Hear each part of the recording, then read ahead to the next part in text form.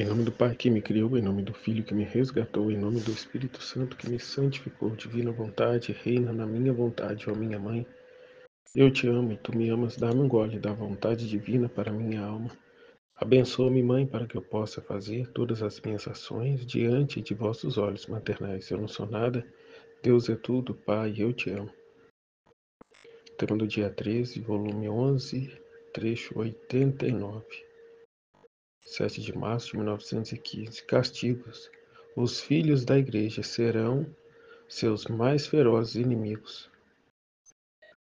O pensamento dos flagelos e do que eu os pudesse fomentar por sair por mim do meu estado, trespassava meu coração. O confessor continuava sem estar bem, e eu rezava e chorava, e não sabia decidir-me. O bendito Jesus vinha como relâmpago e fugia, e me deixava livre. Finalmente, movido a compaixão, veio e me compadecendo, e me acariciando, me disse: Minha filha, tua constância me vence. Tua constância me vence, porque apesar de ela lutava para não fazer a vontade dela, né, para não ser do jeito dela, mas mesmo sem entender, sem o confessor vir, né, a angústia dela sair por ela mesma, né, e esse desejo de ardente, né, de não sair, de não desobedecer, de não fazer da própria cabeça, mas né, é complicado. Aí Jesus vem, né, movido de, como ela diz, movido de compaixão, veio e me compadecendo e me acariciando me disse: Minha filha, tua constância me vence. O amor e a oração me amarram e quase me fazem guerra. Por isso vim entreter-me um pouco contigo. Eu vim entreter-me um pouco com Luísa porque ela buscava, né, trilhava esse caminho de viver a vontade de Deus, né, enquanto que os outros ocupados, né, como aquele trecho querem a mim, mas juntamente com as suas paixões, seus vícios, suas comodidades, cada um, né, a seu modo.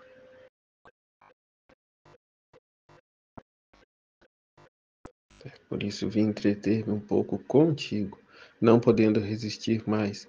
Pobre filha, não chores. Eis-me aqui todo para ti. Paciência, ânimo, não te abatas. A constância no ofício que nos foi dado. Mas se tu soubesses quanto sofro, mas a ingratidão das criaturas, a isto obriga-me os pecados enormes, a incredulidade, o querer quase desafiar-me, e tudo isto é o mínimo. Se te dissesse da parte religiosa, quantos sacrilégios, quantas rebeliões, segurem-se, quantos que se fingem filhos meus e são meus mais encarniçados inimigos. É o que eu ouvindo do trabalho agora, refletindo sobre isso, né? Essa guerra, essa luta já está aí. Né? Quantos as pessoas rezam e buscam a Deus, mas tragam consigo também um ódio, alimentam um ódio pelo irmão, né? Pelo outro, pela conduta do outro, pela postura do outro. E Jesus não nos chama a viver assim, né? Não nos deixou esse ensinamento. Pelo contrário, né? Amai os vossos inimigos. E o que mais me vinha, né? É o que rezamos o tempo todo no Pai Nosso, né? Perdoai as nossas ofensas, assim como nós perdoamos a quem nos tem ofendido. E, no entanto, não se volta a esse raciocínio, né? Porque odeiam uns aos outros, não perdoam certas situações,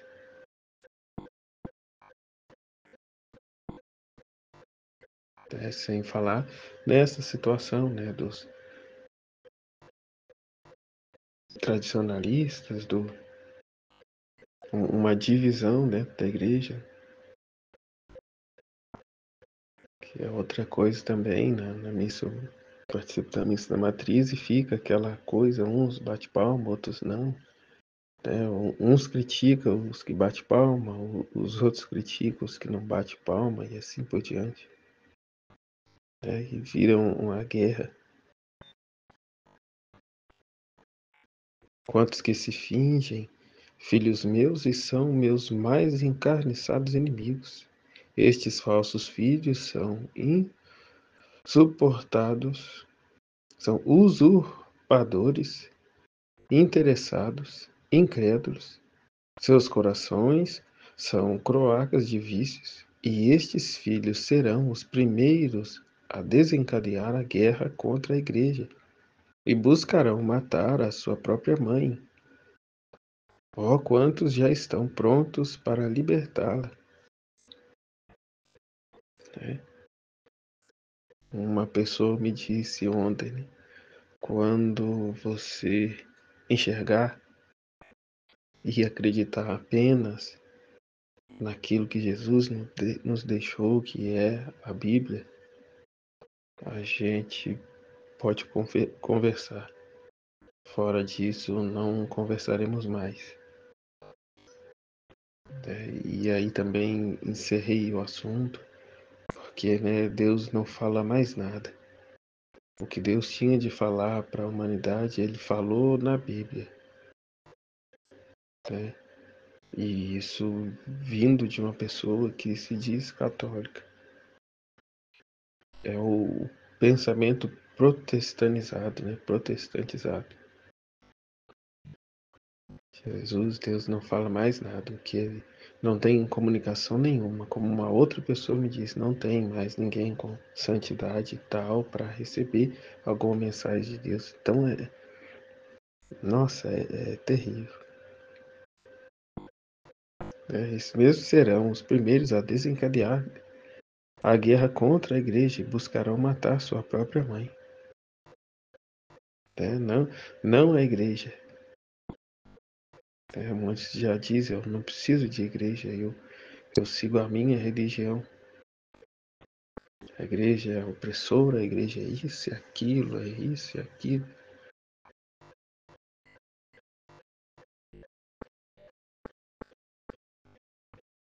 Oh, quantos já estão prontos para libertá-la? Por agora, a guerra é entre governos, nações, mas dentro de pouco farão guerra à igreja. E seus maiores inimigos serão seus próprios filhos, uns contra os outros, né? Exatamente o contrário do que foi passado, né? Amai-vos uns aos outros.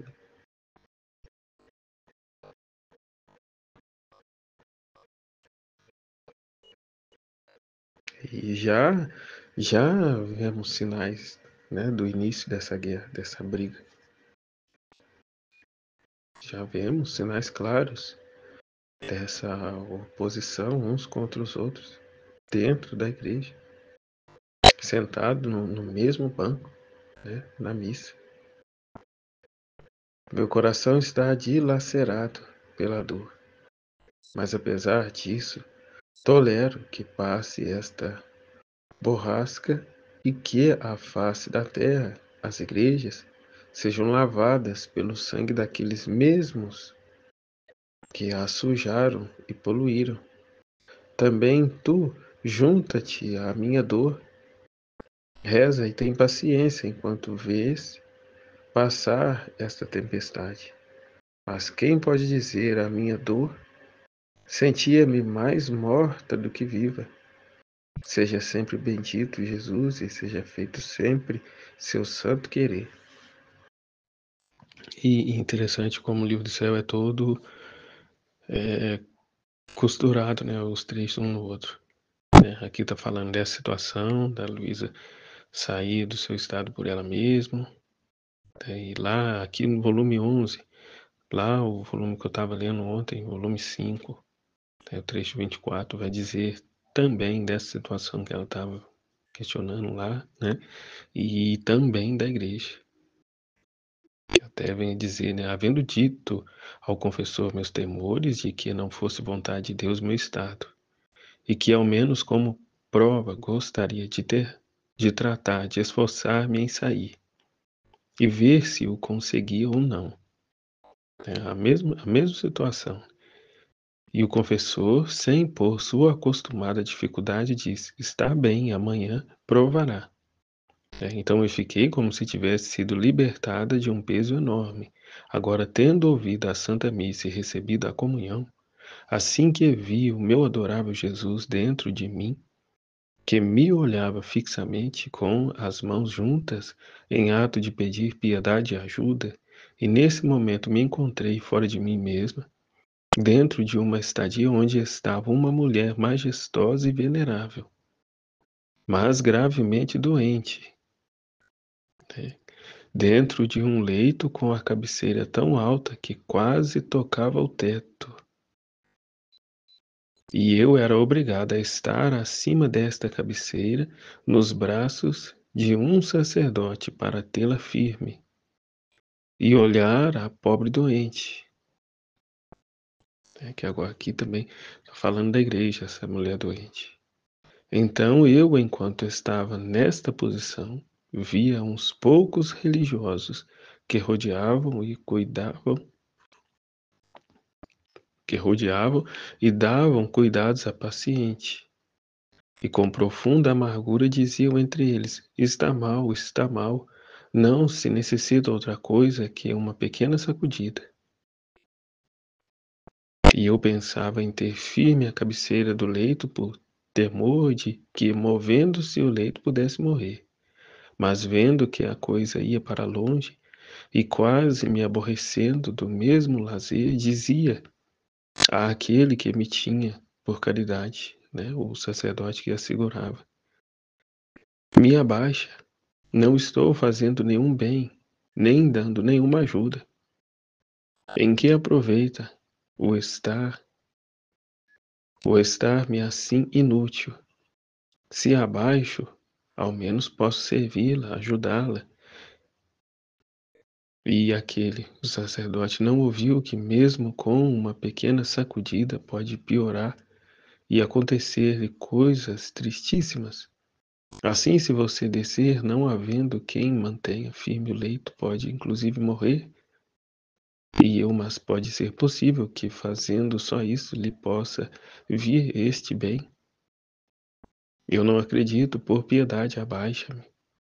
Então, depois de ter repetido várias vezes estas palavras, abaixou-me ao chão, e eu sozinha, sem que nenhum me detivesse, me aproximei da doente e com surpresa e dor via que o leito se movia. A esses movimentos punham-se, o rosto lívido tremia, aparecia o estertor da agonia. Aqueles poucos religiosos choravam e diziam: não há mais tempo, já está nos momentos extremos. Depois, entravam pessoas inimigas, soldados, capitães, para bater na doente, e aquela mulher moribunda levantou-se com intrepidez e majestade para ser ferida e golpeada. Jesus permite. Ao ver isto, tremia como uma cana e dizia entre mim: eu fui a causa, eu dei o empurrão para que acontecesse tanto mal. E aqui a mesma coisa, né? Luísa achando que ela é a culpada. Ela, como ela disse ali em cima, né? Eu sozinha, né? Foi a causa, né? Aqui ao ver isso, tremia como uma cana e dizia entre mim: eu fui a causa. Eu dei o empurrão para que acontecesse tanto mal. e compreendi que aquela mulher representava a igreja, doente nos seus membros, com tantos outros significados que me parecia inútil explicar, porque se compreende lendo o que escrevi. Então eu encontrei em mim mesma e Jesus em meu interior disse: se te suspender para sempre, os inimigos começarão a fazer derramar sangue à minha igreja. E eu, Senhor, não é que não queira estar. O céu me guarde que eu me afaste de sua vontade, mesmo por um abrir e fechar os olhos. Só que se quiser, estarei. Se não quiser, me tirarei. E ele, minha filha, mal confessou, te libertou, isto é, quando te disse, está bem, amanhã tentamos.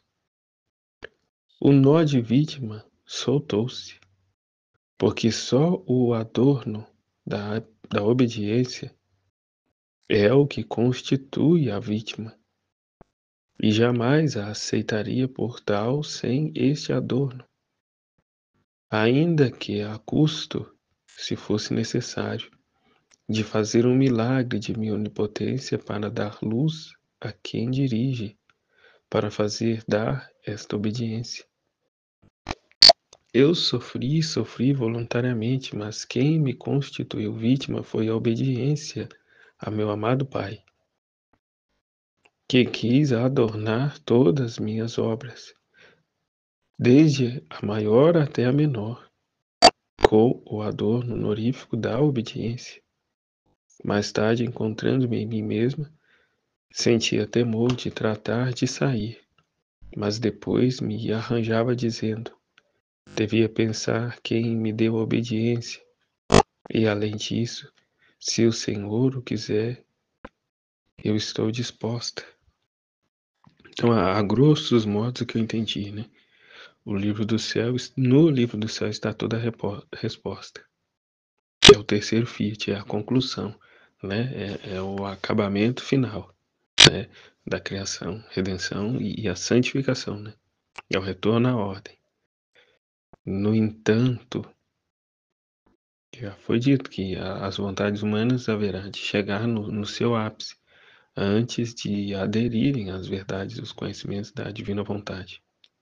Quanto à oposição já se vê, já se tem, né? Quanto à repulsa, né? Eu mesmo tenho essa situação, né? Com pessoas muito próximas, né? Pessoa que não suporta ouvir falar o nome da Luísa, que não suporta ouvir falar desses escritos, né? Então é o não tem o que dizer, é o demônio em pessoa, né? Agindo na pessoa. É que como não amar esses escritos. Então isso é só uma fagulha que eu tenho aqui perto de mim. Mas a longa escala aí, quanta dificuldade, né? Para vir esses escritos, para acolher essas verdades, né? Quanta oposição, quanta luta, quanta guerra, né? Haverá de vir aí antes que finalmente esses escritos sejam reconhecidos, né? Amado, vivido, divulgado pela igreja. É até como disse no trecho aqui, né? Vêm esses inimigos, aqui depois entravam pessoas inimigas, soldados, capitães, para bater na doente. E aquela mulher moribunda levantou-se com intrepidez, né? As portas do inferno não prevalecerão, né? Contra ela. Então ela sobe ao Calvário como Jesus o fez, né? Será crucificada e morta, né? E que com intrepidez e majestade para ser ferida e golpeada.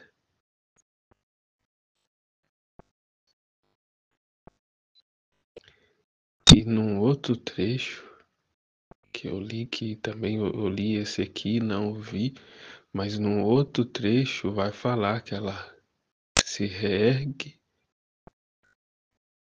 toda bela e majestosa, é algo assim. Ou seja, como Jesus, né, a ressurreição da igreja, reconhecerão, né, como disseram de Jesus, né, este realmente era o Filho de Deus. E haverão também de dizer da Igreja Católica, essa realmente é a Igreja de Deus, né? Que não sucumbiu em meio a toda a perseguição que veio, pelo contrário, né? Ela se reergue toda majestosa. Eu não lembro em qual trecho eu li isso, mas acredito que foi nesse mesmo volume, que é o volume que eu estou lendo, o volume 5.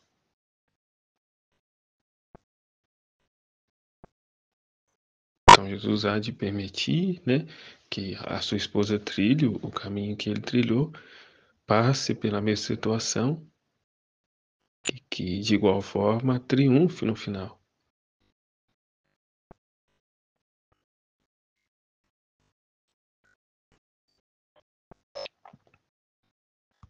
E aqui é onde Luísa está dizendo, né, se sentindo culpada lá no trecho, nesse trecho que a gente está lendo também, né, essa semana, né, falando muito sobre isso e de fato, né, todo esse movimento em torno do livro do céu, né, o que no primeiro momento parece ser a culpada é a que vai trazer a ordem, a solução, né, que é o livro do céu, mas antes disso, quanta perseguição, quanta oposição, né, é as trevas se movendo para que não venha o reconhecimento, né, o acolhimento a esses escritos.